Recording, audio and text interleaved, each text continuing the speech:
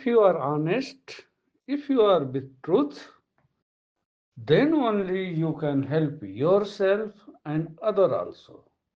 And only then you can start your inner journey, what make you every day more and more spiritual, what take you every day, every minute more and more deeper to understand the secret of the universe and the secret of your life.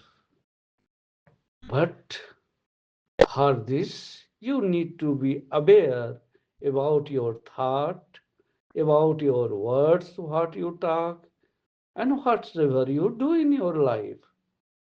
Your awareness can take you to any goal wheresoever you want to reach. But don't forget, whatsoever you want to start in your life, time is now. And first, you need to trust yourself and you need to trust in God. Then only things can be easy in your life. Mostly, things are easy, but only your mind make it difficult.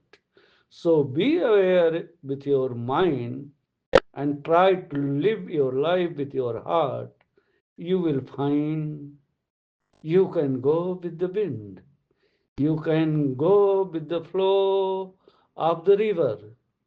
You no need to think even if you are living in present and you are going with the happening, your whole life journey will be paradise.